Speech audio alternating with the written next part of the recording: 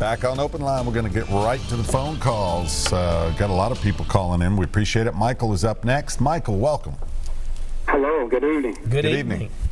Yes, my son was in an accident a few weeks ago, and he was rear-ended, and it was a multi-car accident. Person knocked him into another car, and he got into another car. Well, the person who hit him had insurance, but unfortunately, my son did not. Oh, boy. So now the lady's insurance company is not being cooperative and refusing to pay. What actions can he take? Well, first off, if your son was hit in the rear end, it sounds like it's liability on the people that hit him. He's trying to transfer that liability because he would have never struck the car in front of him had he not had the initial crash from the beginning. Tennessee, you know, it's negligence. I would say the person behind us was negligent. Now, again, you've got liability and then you've got damages. What are the damages?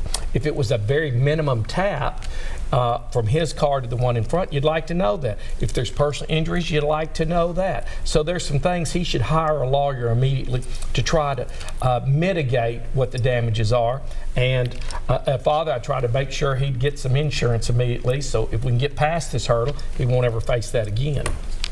Yeah, he has insurance now, but it's a difficult lesson, and he's got some minor medical expenses, but the damage to his car is more than he can afford to get fixed. So that's what we're trying to figure out now. And have you talked to a lawyer yet, Michael?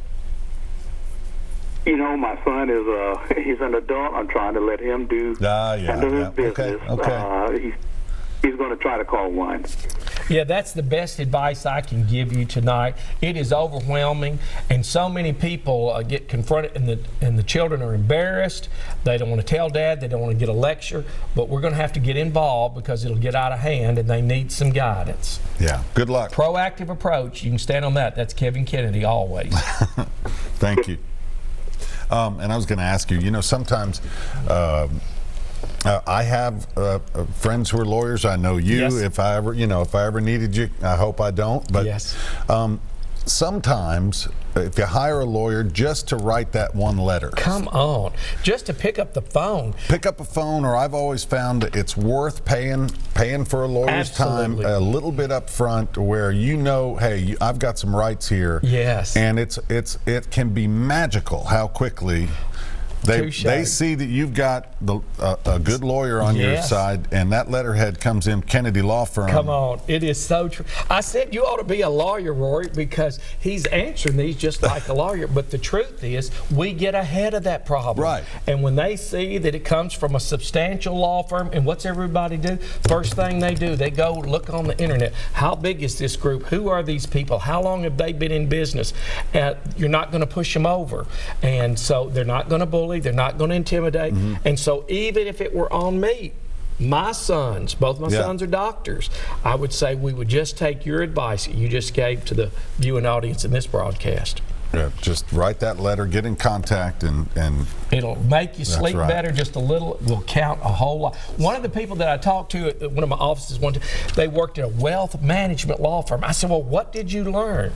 He said, the richest people hire the best lawyers and the best accountants. So whatever fee we are paying, it's well worth it. Yeah. That's why the rich get richer and the poor get poorer. They're protecting their assets. Absolutely. Let's go to line 4 and Bertha. Hey, Bertha, welcome. Hello. How are you? Oh, good evening. Good evening. Excuse me. I'd like to know the. Well, first of all, it's part of the same question. The simple part of the question would be what the statute of limitations is in Tennessee as far as sexual harassment. No. Assault. Assault. Yes. And then in connection with that. If it's nuanced, for example, how cut and dry is the statute? If you know, we've heard the term date rape, for example. Yeah. I don't think that the language is part of the statute. But what I would like to know is, in a situation like that, where that's the closest thing that I can use to describe it, but it's not exactly rape and it's not exactly a date.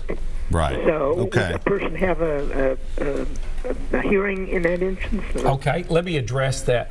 You know, you hit a note that's going across the nation. It's one of the biggest things that came out of the Trial Lawyers Convention for the whole nation.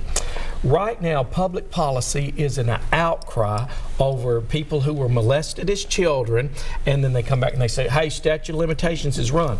You need to talk to the district attorney, and you can talk with them privately, whatever the circumstances are, what kind of crime does it really manifest, and then apply the statute of limitations. Many of that is interpretation.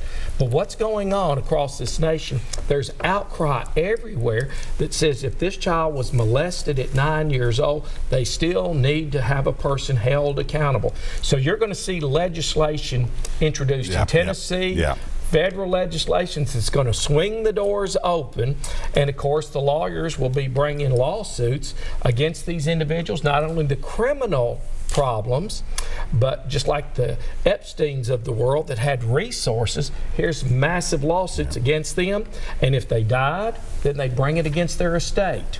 So you just need to talk to the district attorney privately on those issues. Things are changing for sure. Every day. Bertha, thank you. We appreciate it. We're going to try to get another call in here. Hegoff, I believe, line 1. Go ahead. Hello? Yes. Yeah, go ahead. Hey, this is Hegoff. Hegoff, sorry about that. Yes, that's okay. My cousin was in a wreck, and he can't work now. What should we do? Because I know there's no Tennessee is a default state. Okay. Well, the first thing is you do have a 1-year statute of limitations in Tennessee on personal injuries. And sometimes the insurance company may say, we're going to pay your medical bills and your lost wages. So people hear that, they rely on it, and then they go past their 1 year. When they make their claim, the insurance company is going to turn around and say, statute of limitations. Right. We don't owe you. And so you say, wait a minute, y'all misrepresented to me. So again, know your rights. Property damage is 3 years in Tennessee. Personal injury is 1 year. And if it's a contract, it's 6 years in Tennessee. First thing, if I were involved in a wreck or my family member, go see a lawyer immediately. And you know what we're hearing all the time too, Rory, is this.